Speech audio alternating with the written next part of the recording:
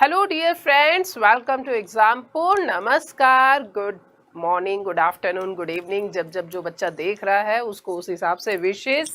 कैसे हैं आप लोग गाइस? जितने भी एमपी के स्टूडेंट्स हैं या जो बच्चा एमपी एग्जाम की प्रिपरेशन कर रहा है, स्पेशली एमपी पीसीएस, तो गाइस आप लोग MP exam by Exampur channel को सब्सक्राइब कर लीजिए।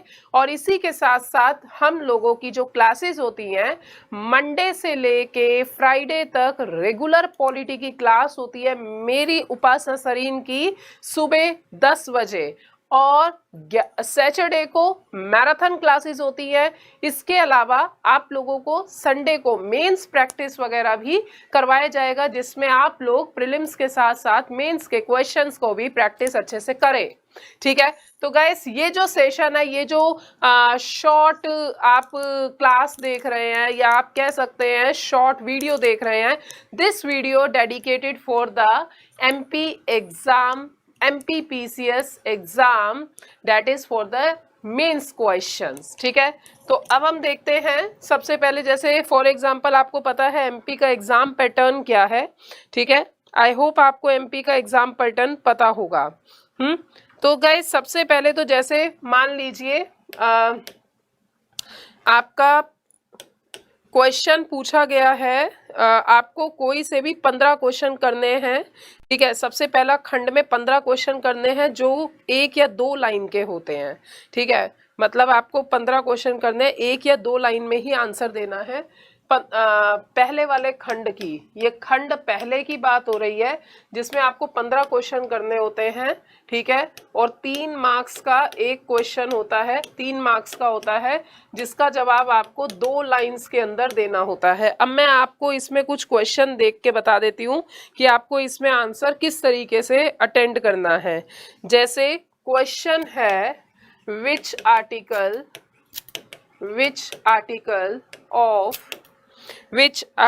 of constitution of India provide the method of election,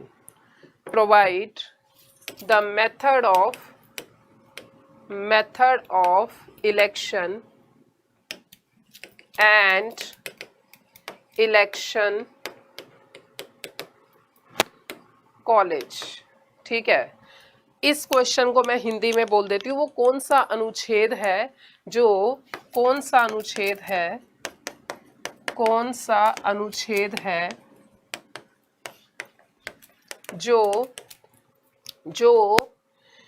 राष्ट्रपति के निर्वाचन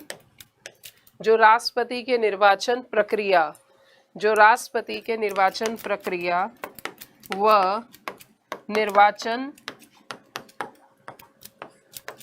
का बताता है। बच्चा, ये क्वेश्चन है 3 मार्क्स का, जो कि आपको 1 या 2 लाइन में अटेंड करना है। अब आप इसका आंसर क्या देंगे? अगर मैंने आपको भारत का प्रेसिडेंट पढ़ाया हुआ है, जो बच्चा नया है इस वीडियो पे, या फिर जो बच्चा first time MP exam by Exampur का नाम सुन रहा है, तो आप टाइप करिएगा MP exam by Exampur polity by Upasana. आप वहाँ पे क्लिक करेंगे, आपको वीडियो मिल जाएगी, और वीडियो मिलने के बाद प्रेसिडेंट पे आप जाइएगा। प्रेसिडेंट में मैंने सारी चीज डिटेल से बताई हुई हैं, तो इसमें आपको पता चलेगा कि ये जो कॉन्स्टिट्यूशन में कौन सा आर्टिकल है जो इलेक्शन प्रोसेस के बारे में बताता है। तो मेरे प्यारे स्टूडेंट, कौन सा आर्टिकल है? आर्टिकल 54 बताता है इलेक्टोरल कॉलेज के बारे में, 55 बताता है प्रोसेस ऑफ प्रेसिडेंट इलेक्शन। ठीक है, तो आप इसका आंसर क्या देंगे? इसका आंसर आप इस तरीके से देंगे, in the constitution of India Article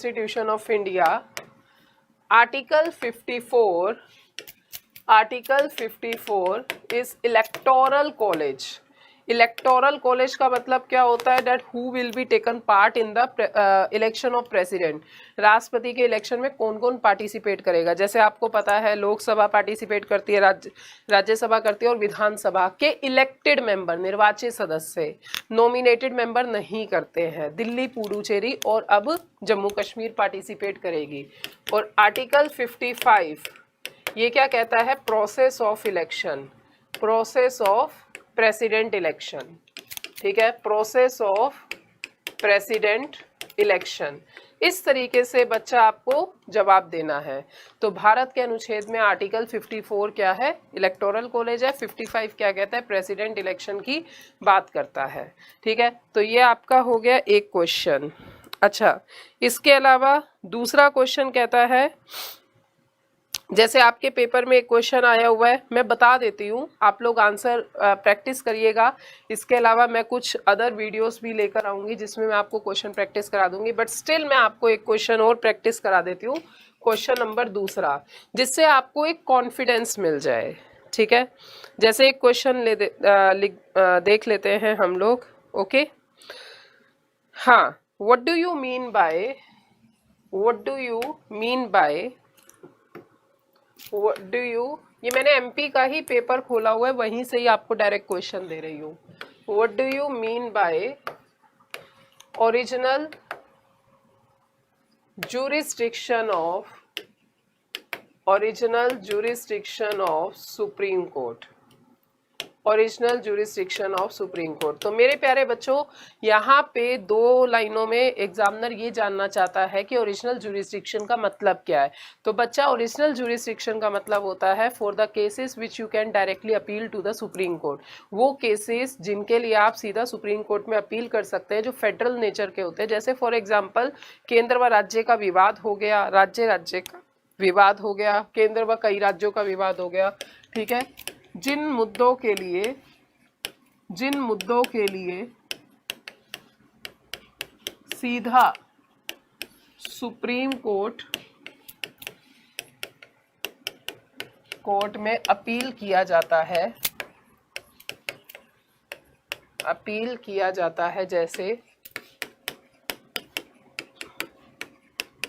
जैसे केंद्र राज्य विवाद,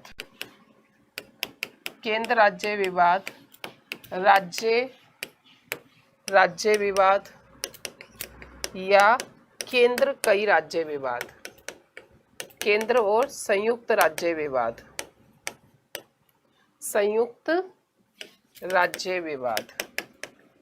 डेट्स ऑल।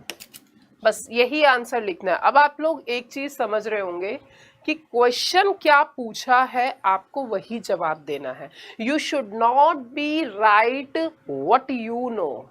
आपको वो नहीं लिखना है जो आप जानते हो, आपको वो लिखना है जो एग्जामिनर पूछ रहा है। तो here examiner is interested to know that what is the original jurisdiction. अगर आप लोगों ने सुप्रीम कोर्ट पढ़ा है अच्छे से, तो आपको पता होगा कि ओरिजिनल जुरिस्डिक्शन की जब ये जुरिस्डिक्शन की बात होती है, तो ओरिजिनल जुरिस्डिक्शन है, रिट जुरिस्डिक्शन है, इसके अलावा आपका एडवाइसरी जुरिस्डिक्शन हो गया, अपीलेट जुरिस्डिक्शन है। तो इस तरीके से प्रेसिडेंट के जुरिस्डिक्शन पावर्स हैं, राइट, जुरिस्डिक्शन सुप्रीम कोर्ट की जुरिस्डिक्शंस हैं, ठीक है। तो यहाँ पर आप जो जुरिस्डिक्शन की एग्जामिनर जानना चाहता है, वो सिर्फ और सिर्फ ओरिजिनल जुरिस्डिक्शन जानना चाहता है, और आपने ओरिजिनल जुरिस्डिक्शन का मतलब बताना है। मान लो यहाँ पे अपीलेट होता, तो आप क्या करते कि मतलब वो केसेस जिनके लिए जो केसेस के लिए निचली कोर्ट से, मतलब हाई कोर्ट से सुप्रीम कोर्ट में अपील किया जाता है, ठीक है, वो अपीलेट के अंदर आ जाएंगे। जैसे क्रिमिनल केस हो गए, सिविल केसेस हो गए, ठीक है। रिट के अंदर क्या आता है, यदि फंडामेंटल राइट में हनन होता है तो वो याचिका के अंदर आ जाता है, ठीक है।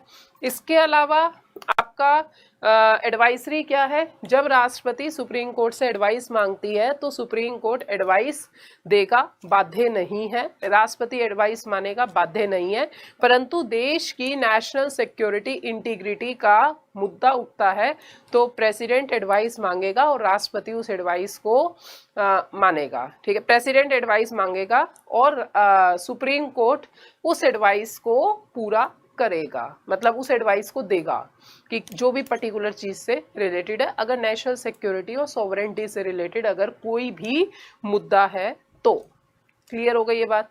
तो बच्चा आपको मैंने ये मॉडल दिखाया है, ये आपको मैंने मॉडल दिखाया है, ठीक है।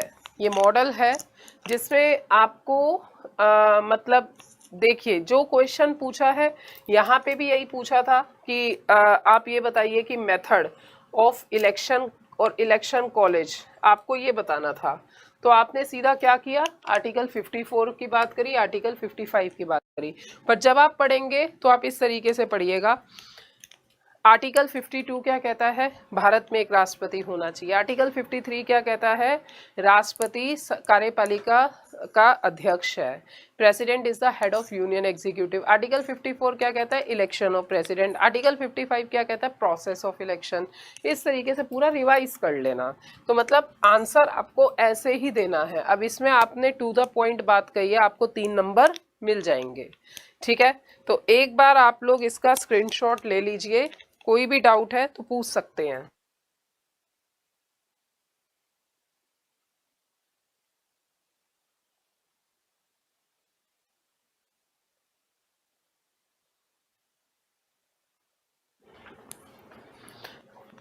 सो आई होप आपको ये चीज़ समझ में आ गई होगी और आपने इसका स्क्रीनशॉट भी ले लिया होगा, ठीक है। तो ऐसी ही इंफॉर्मेटिव वीडियो के साथ हम लोग आगे चर्चा करेंगे। तो जुड़ना ना भूलिए MP exam by Exampur YouTube channel के साथ। नमस्कार।